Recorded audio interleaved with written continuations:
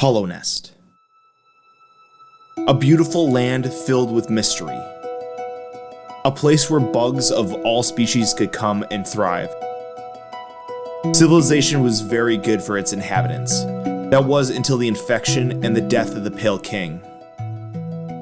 But I'm not so sure that the death of the Pale King was such a bad thing to happen to the bugs that took refuge underneath this great kingdom. But we'll get to that in a moment. Today we will be looking at GEO, the currency of Hallownest, and the dark secrets it may have been hiding all of this time.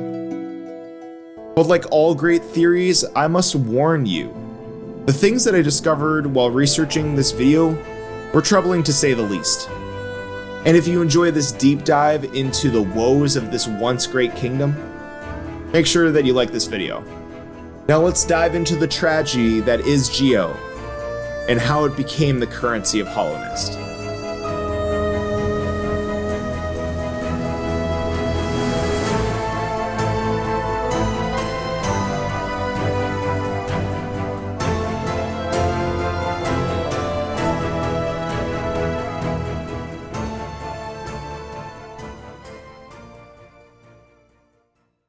We can start by getting a definition of what GEO is by looking at the journal entry. It reads, the currency of Hallownest made from fossilized shells of various forms. So GEO can be used to trade goods and as toll for old mechanisms around Hallownest. Alright, that's pretty transparent when you hear it. Dead bugs can be used to fuel the economy of Hallownest. It's unsettling, but it's not far off base from what happens in the real world. Oil is something that we have naturally occurring in the real world, and this substance is formed by many plants, animals, such as algae and zooplankton. When these organisms die, they fall to the bottom of the ocean, and over hundreds of years, these bodies would be compressed under pressure and produce oil. Much like the pressure of my anxiety, this produces great depressive episodes. But this begs the question, how did Hallownest support its economy off of GEO if dead bugs were required to make the currency? Assuming new GEO needed to get into circulation every so often due to world events, how would they be able to print more currency? It's not like a large amount of the bug population was dying on a regular basis. And this is where a theory takes a dark turn. A theory that the Pale King was secretly manipulating the economy of Hallownest, and he was doing it by murdering bugs. But just like every great conspiracy, we need solid evidence to back this up.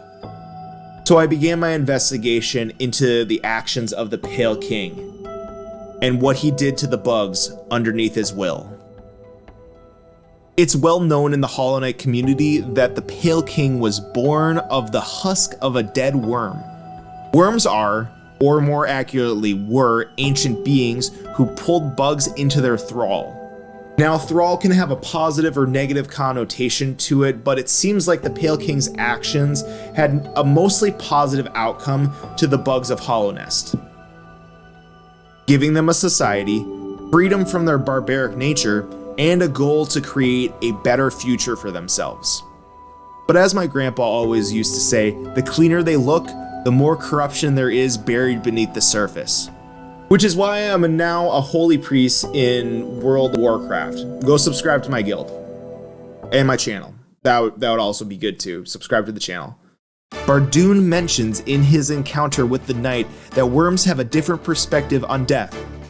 In his dialogue he says, "This ashen place is grave of worm. Once told, it came to die. But what is death to an ancient being? More transformation, methinks." It's possible the Pale King saw death just as a transformation into another form, and his subjects are some sort of resource to convert into wealth. It's also very likely, since the Pale King was a worm, which is a higher being in the lore of Hollow Knight, that he sought to maintain power and dominion over the bugs of Hallownest. There's no line he wouldn't cross in order to keep his will over the bugs of the kingdom.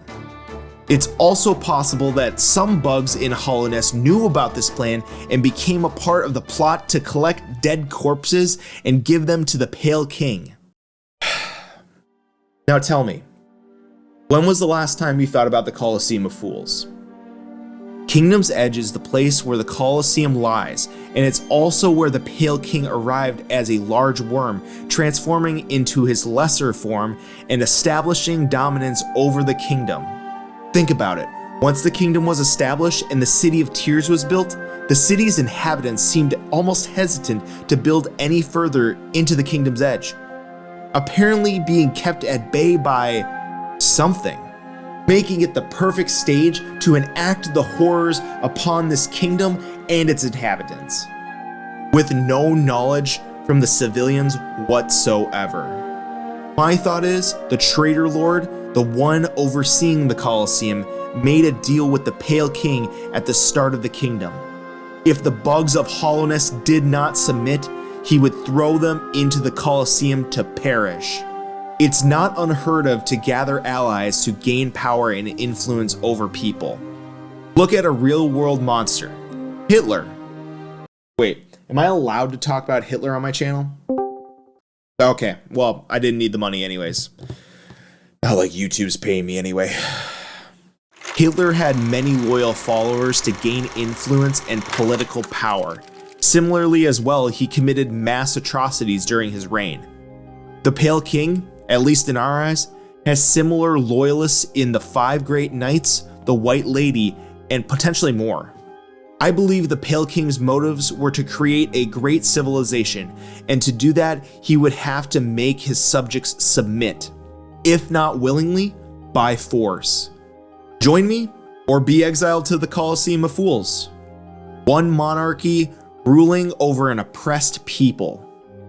And what better way to oppress people than to threaten them with the death at the hands of the king? The Pale King had it all.